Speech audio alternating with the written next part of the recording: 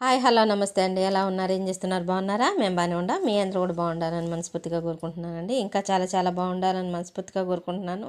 ఇదిగోండి, ఈరోజు అక్షయ తృతీయ కదా, అందులో లక్ష్మీ వారం వచ్చింది కదా, అంటే శుక్రవారం వచ్చింది కదా. నేనైతే అక్షయ తృతీయ రోజు పూజ అయితే నేను ఇలా చేసుకున్నానండి. అదిగోండి, అమ్మవారికి చీర కట్టాను, కలిసం పెట్టి పూజ చేసుకున్నానండి. ఇదిగోండి, అఖండ్లో వెలిగించాను.